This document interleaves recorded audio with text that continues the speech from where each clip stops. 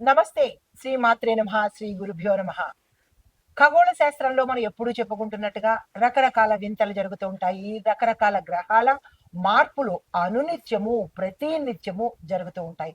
అయితే ఇప్పుడు మనకి రాబోయే అనగా మే నెలలో 14వ తారీఖు రాత్రి 11:20 మనకి మిథున రాశిలోకి బృహస్పతి ప్రవేశం జరుగుతోంది. అంటే దేవగురువు బృహస్పతి మిథున రాశిలోకి ప్రవేశించబోతున్నాడు. అయితే ఈ ప్రవేశంలో అంటే వృషభం నుంచి మిథునంలోకి తన ప్రయాణాన్ని సాగిస్తున్నాడు గురు బృహస్పతి. అయితే ఈ పరిణామాలు మనకి ఎలా ఉండబోతున్నాయి? ఈ బృహస్పతి ప్రవేశం వల్ల ఏ రాశులకు మంచి జరుగుతుంది, ఏ రాశులకు ఎలాంటి ప్రభావాలు చూపించబోతున్నారు? దీంతో పాటుగా అసలు బృహస్పతి తన గమనాన్ని మార్చుకునేటప్పుడు దేనికి అధిపతి, దేన్ని ఎక్కువగా ఇస్తాడు అనే అంశంలో ఆధ్యాత్మికతకు అంటే బృహస్పతి ఆధ్యాత్మికతకు, జ్ఞానానికి, విద్యకు, సంపదలకు నిలయమను. ఈ వీటిని ఎక్కువగా ఇచ్చే ప్రయత్నము తన సంచారంలో ఏ రాసుల్లో జరుగుతున్నాయో ఆయా స్థానాలను బట్టి, ఆ గురు సంచారాన్ని బట్టి వారికి ఆ యోగ్యతలు కలుగుతాయి. అయితే గురువు ప్రతి ఏడాదికి తన యొక్క రాశిని మార్చుకుంటూ ఉంటాడు. ఒక్కొక్క రాశిలోకి ప్రతి ఏడాదికి మారుతుంటాడు. అయితే ఈ మారడము ఒక రాశి నుంచి ఇంకొక రాశికి వెళ్ళేటప్పుడు 12 సంవత్సరాలు పడతాయి. ఈ 12 సంవత్సరాలలో ఎట్లా ఆ వ్యక్తికి గురు మహర్దశన లేదా ఫలితాలు ఎలా ఉండబోతున్నాయి, ఆ గురువు మిగతా గ్రహాలతో కలిసినప్పుడు ఎలాంటి ప్రభావాలు చూపిస్తున్నాడు అనే అంశాన్ని మనము ఇక్కడ సవివరంగా తెలుసుకుందాము. అయితే ఈ సంవత్సరంలో మే 14వ తారీఖున రాత్రి 11:20 మిథున రాశిలోకి బృహస్పతి అడుగు పెడుతున్నాడు. అయితే ఈ ప్రభావము మనకి 12 రాశుల మీద ఎలా ఉండబోతోంది అనే దానికన్నా ముందుగా ఒక్కొక్క రాశికి ఒక్కొక్క ప్రత్యేకత ఉంది. శని గ్రహానికి ఒక ప్రత్యేకత, రవికి ఒక ప్రత్యేకత, అలాగే జ్యోతిష శాస్త్రంలోనూ ఖగోళంలోనూ కూడా ఈ గ్రహాలకు రాశులకు తనదైన విశిష్టతమైన స్థానం ఉండబోతుంది. అయితే ఈ స్థానాలలో ఒక్కొక్క గ్రహము ఎలాగ మనకి ఎటువంటి ఫలితాలు ఇస్తూ ఉంటారు. ప్రత్యేకంగా గురుగ్రహము ఈ నవగ్రహాలలో విశిష్టమైన స్థానము గురుగ్రహానికి ఉంటుంది.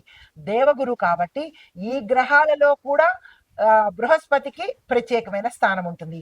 ఈ స్థానాలు మనిషి మీద కాకుండా దేశం మీద, ప్రకృతి మీద, రాజకీయాల మీద, వ్యవసాయం మీద, ఇలా ప్రతి ఒక్క ఆర్థిక వ్యవస్థ మీద, ఇలా ప్రతి ఒక్క వ్యవస్థ మీద, పశుపక్షాదుల మీద కూడా ఇలా ప్రతి ఒక్క అంశంలోనూ తనదైన ఫలితాలను, ప్రభావాన్ని చూపించబోతున్నాడు మిథున రాశిలోకి వెళ్ళబోయే బృహస్పతి.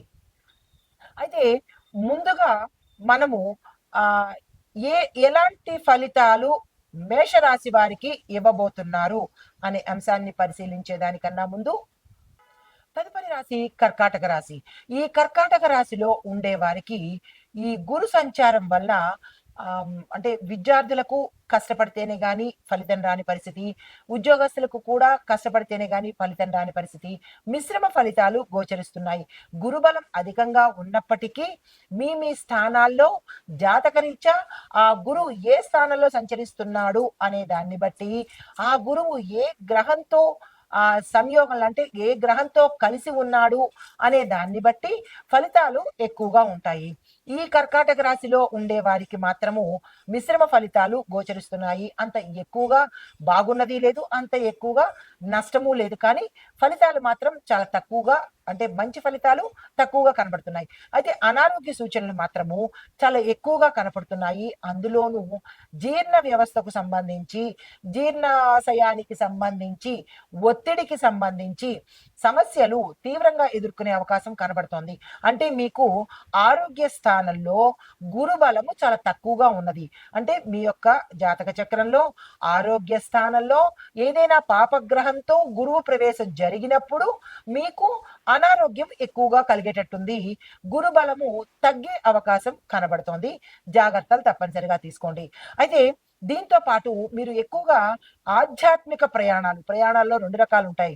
ఒకటంటే సంతోషం కోసం కుటుంబంతో వెళ్ళే ప్రయాణాలు, ఒకటి ఆధ్యాత్మిక పరంగా దైవ దర్శనాలు, క్షేత్ర దర్శనాలు చేయడము, మఠాలు చుట్టూ తిరగడము ఇట్లాంటివి గురువు దర్శనం చేసుకోవటము, బాబాల దర్శనం చేసుకోవడము ఇలాంటివి ఎక్కువగా ఈ సమయంలో జరిగే అవకాశాలు గోచరిస్తున్నాయి. అయితే విదేశాలకు వెళ్ళాలి అని ఎవరికైనా చిరకాల కోరిక కానీ, డ్రీమ్స్ కానీ అంటే కుటుంబ పరంగా కొంతమందికి ఉండవచ్చు. లేదా ఉద్యోగరీత్యా కానీ, లేదా చదువుకునే రీత్యా కానీ, వ్యాపార రీత్యా కానీ ఎవరు ఏ రంగంలో ఉన్న వాళ్ళకైనా విదేశాలు వెళ్ళాలి అన్న మీ యొక్క కోరిక ఈ సమయంలో తీరబోతోంది. అంటే ఆరోగ్య స్థానంలో అనారోగ్యం చూపిస్తున్నాడు. వేరే రకమైన గ్రహంతో ఉండడం వల్ల. ఇప్పుడు మరి యొక్క స్థానంలో సంచారం చేయడం వల్ల ఏమవుతోంది, ఆ అంటే శుభగ్రహంతో కలిసిన గురువు విదేశాలకు వెళ్ళే అవకాశాన్ని కూడా ఇస్తున్నాడు. ఈ సమయాన్ని మీరు సద్వినియోగం చేసుకునే ప్రయత్నం చేయండి. అయితే గురువు యొక్క అనుగ్రహం కోసము మీరు ప్రతి గురువారము తప్పనిసరిగా గురు సంబంధిత ఆలయ దర్శనం చేసుకోండి. గురు సంబంధిత స్తోత్ర పారాయణ చేయడము అంటే గురుగ్రహానికి సంబంధించిన మంత్రాలు చదవడము, దక్షిణామూర్తికి సంబంధించినటువంటి మంత్రాలు చదవడము, దత్తాత్రేయ స్వామి వారికి సంబంధించినటువంటి స్తోత్ర పారాయణ చేయడము, ఆలయ దర్శనం చేసుకోవడము, ఇంకా మీకు ఏవైనా విపరీతమైన ఫలితాలు, చెడు ఫలితాలు ఉన్నట్టయితే కనుక దానికి పరిహారం కోసంగా గురువు బలం పెరగడానికి జపాలు, దానాలు, హోమాలు కనుక చేసుకున్నట్టయితే మరింత సానుకూలమైన ఫలితాలు రావడము, గురు బలం పెరిగే అవకాశం కూడా కనబడుతోంది. అయితే ఇక్కడ గురువారం నాడు మీరు ప్రత్యేకంగా పసుపు రంగు వస్త్రాలను ధరించండి. పసుపు రంగు కాని పక్షంలో, లేని పక్షంలో గోధుమ వర్ణం సంబంధించినటువంటి వస్త్రాలు ప్రత్యేకంగా గుర్తు పెట్టుకుని ధరించండి. అప్పుడు గురుబలం పెరిగే అవకాశం గోచరిస్తోంది. అంటే అది కాకుండా మీరు ఇంక ఏ రంగు అంటే ఏ రంగు వస్త్రాలను ధరించినా కానీ ఈ గురుబలం ఇంపాక్ట్ తగ్గిపోయి ఉదాహరణకు ఎరుపు రంగు వస్త్రాన్ని ధరిస్తే గురుబలం తగ్గి సూర్యుడి యొక్క ప్రభావము దీని మీద పడి మీరు అనుకున్నది ఏదైతే ఉంటుందో అది వికటించే అవకాశం కనబడుతోంది. నలుపు రంగు వస్త్రాలు పొరపాటున ఆ రోజు ధరిస్తే శనిగ్రహం యొక్క ప్రభావము ఆ సమయంలో పడి మీరు అనుకున్న పని వెనక్కి వెళ్ళడమో చెడిపోయే అవకాశం ఉంది. కాబట్టి చాలా జాగ్రత్తగా ప్రతి గురువారము పసుపు రంగు వస్త్రాలు కానీ, గోధుమ రంగు వస్త్రాలు కానీ ధరించుకుని మీరు ఏ పని మీదైనా వెళ్ళినా, ఏ శుభకార్యం చెయ్యాలని అనుకున్నా, ఏ నిర్ణయం తీసుకోవాలనుకున్నా ఇది తప్పనిసరిగా పాటించే ప్రయత్నం చేసుకోండి. దీనితో పాటు గురువుకు సంబంధించిన ఒక చిన్ని మంత్రాన్ని ఇస్తాను. దాన్ని తప్పనిసరిగా పఠించే ప్రయత్నం చేయండి. నెగ్లెక్ట్ అస్సలు చేయకండి. చిన్ని మంత్రమే. ఓం గుం గురవే నమః. ఇది మాకు చదవడం రాదు అనేది అసత్యము. ప్రతి ఒక్కళ్ళు చదువుకునే ప్రయత్నం చేయండి. గురుబలాన్ని పెంచుకోండి. ఇది ఈ రాశిలో ఉండే వారికి చెప్పదగిన గురు సంచార ఫలితము, పరిహారము, మంత్రము, సూచనలు. నమస్తే. అయితే మనకి మే 14 రాత్రి 10:20 లేదా 36 నుంచి అక్టోబర్ 18 సాయంత్రం 7:36 వరకు గురు వక్ర స్థితిలో మిథున రాశిలో సంచరిస్తూ ఉండడం వల్ల మనకి వ్యవసాయము ఇందాక మనం చెప్పుకున్నవి రాశుల ఫలితాలు. ఇప్పుడు ఏంటంటే వ్యవసాయము, వాణిజ్యము, రాజకీయ, ఆర్థిక, ప్రకృతి, కాలమానం ప్రకారము దేశ రాజ్యాంగ స్థితిగతులు, సామాజిక వ్యవస్థ ఎలా ఉండబోతోంది అనేది ఈ గురు వక్ర స్థితిలో సంచార ఫలితాలు చెప్పబోతున్నాను. ఒక్కొక్కటిగా పరిశీలన చేద్దాము. ముందుగా వ్యవసాయ రంగంలో ఉన్న వాళ్ళకి ఈ గురువు మిథున రాశిలో ప్రవేశించడం వల్ల పురాతన రైతు పద్ధతుల కన్నా, అంటే మీరు వ్యవసాయం చేసే పాత పద్ధతుల కన్నా కొత్త పద్ధతులను, అంటే డ్రోన్స్, స్మార్ట్ ఇరిగేషను, డిజిటల్ ఫెర్టిలైజేషను ఇలాంటివి కనుక అనుసరిస్తే వ్యవసాయము విశేషంగా వృద్ధి చెందుతుంది. కానీ చెడు ఫలితాలు ఏంటంటే విత్తనాల కొరత ఏర్పడుతుంది. రైతులకు శిక్షణ కార్యక్రమాలు కొత్త దిశలో ప్రవేశపెట్టాలి.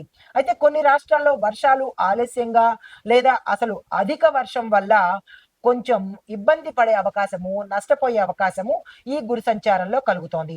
ధాన్యాలు, పప్పు ధాన్యాలు, పళ్ళ సాగులు, పూల సాగులో కనుక మీరు వేసినట్టయితే రైతులకు విశేషమైన లాభాలు వచ్చే అవకాశం ఉంది. గుర్తుపెట్టుకోండి. విత్తనాల యొక్క ధర పెరగడం వల్ల రైతులకు నష్టాలు వచ్చే అవకాశం కూడా కనబడుతోంది. దానికి తగ్గ ప్రత్యామ్నాయాలు చూసుకోండి. ప్రభుత్వము నష్టపరిహారాల యొక్క ప్యాకేజ్ కూడా ఈ సమయంలో మీకు ప్రకటించవచ్చు. దాన్ని ఉపయోగించుకునే ప్రయత్నం ప్రతి ఒక్క రైతు చేయండి. ఇది వ్యవసాయ పరంగా. అయితే మీకు చెప్పదగిన ఉపాయం కూడా చెప్తున్నాను, దాన్ని పాటించుకోండి. నల్ల గోధుమ విత్తనాలపై బృహస్పతిని పూజించి సాగు ప్రారంభించండి. అంటే మీరు ఏ సాగు ప్రారంభించినా వ్యవసాయదారులు, రైతులకు మరీ చెప్తున్నాను, గురు పూజించి అప్పుడు మీరు పంటను వేసినట్టయితే గురుగ్రహం వల్ల విశేషమైన పంట, విశేషమైన లాభాలు పొందే అవకాశం ఉంది. ప్రతి ఒక్క రైతు గుర్తుపెట్టుకోండి. అయితే వాణిజ్యపరంగా చూసినట్టయితే, వాణిజ్యం అంటే బిజినెస్ అండ్ ఫైనాన్స్ రెండూ చూసినట్టయితే కనుక గురు మిథునంలో ఉండడం వల్ల వాణిజ్య సంబంధాలు, మరీ ముఖ్యంగా ఎక్స్పోర్ట్ ఇంపోర్ట్ రంగము చాలా ఆశాజనకంగా ఉండబోతోంది. డిజిటల్ వ్యాపారాలు, ఈ commerce, logistics, edutech, health tech ఇలాంటి రంగాల్లో పెట్టుబడులు పెట్టినట్టయితే కనుక లాభాల ప్రవాహం చవి చూడస్తారు. అయితే స్టాక్ మార్కెట్లో హెచ్చుతగ్గులు ఉండడం వల్ల ఏమవుతోందంటే, ముఖ్యంగా ఇన్ఫర్మేషన్ టెక్నాలజీ, ఫైనాన్సు, ఫార్మా కంపెనీలకు చాలా లాభాలు ఉంటాయి. అంటే ఈ స్పెక్యులేషన్ అంటే ఈ ఫ్లక్చుయేషన్స్ వల్ల, స్టాక్ మార్కెట్లో హెచ్చుతగ్గుల వల్ల ఈ రంగాల వాళ్ళు విశేషంగా లాభపడతారు. అయితే బిట్ కాయిన్స్, క్రిప్టో కరెన్సీ వంటి అసాధారణ పెట్టుబడుల మీద ఎవరైనా పెట్టినట్టయితే తస్మాత్ జాగ్రత్త. తీవ్రంగా నష్టపోతారు, మానసికంగా కుంగిపోతారు. మళ్ళా చెప్తున్నాను, బిట్ కాయిన్స్, క్రిప్టో కరెన్సీ మీద ఎవ్వరూ పెట్టుబడులు పెట్టుకోకండి. అయితే రైతు మార్కెట్లు, డైరీ ప్రాజెక్టులు కూడా ఈ సమయంలో విశేషంగా బలపడతాయి. మీకు చెప్పదగిన ఉపాయం ఏంటంటే, గురువారం రోజు జిగురు, పసుపు, గోధుమలు దానంగా ఇచ్చి మీరు ఏదైనా పని ప్రారంభించుకోండి. తర్వాత రాజకీయ పరిణామాలు అంటే పొలిటికల్ గా ఎలా ఉండబోతోంది అంటే కనుక, ఈ గురు బుధగ్రహంలో అంటే బుధుడు రాశి అయిన మిథున రాశిలో సంచారం చేయడం వల్ల పక్షపాత రాజకీయ ఉధృతము ఎక్కువగా ఉంటుంది. ప్రజలలో విచారణ స్వభావము, నాయకత్వ నిరీక్షణ ఏర్పడే అవకాశం కనబడుతోంది. రెండో పాయింట్, మధ్యంతర ఎన్నికలు కూడా సంభవించేందుకు సూచనలు కనబడుతున్నాయి. కొన్ని రాష్ట్రాల్లో గవర్నర్ పాలన కూడా వచ్చే అవకాశం కనబడుతోంది. అయితే 5 రాష్ట్రాల రాజకీయాలు అనగా ఉత్తరప్రదేశ్, పశ్చిమ బెంగాలు, తమిళనాడు, కర్ణాటక, మహారాష్ట్ర, ఈ రాజకీయాలు, ఈ 5 రాష్ట్రాల రాజకీయాలు కీలకంగా మారే అవకాశం కూడా ఈ గురు సంచారం వల్ల గోచరిస్తోంది.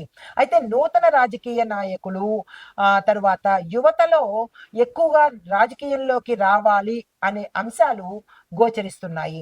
అయితే రాజకీయ అంటే జాతీయ వేతన సంఘం వాళ్ళు ఆటోమేషన్ పైన చట్టాలు, సమాజ సేవా రంగాలపైన మార్గదర్శకాలు కూడా వచ్చే అవకాశము ఈ సమయంలో గోచరిస్తోంది.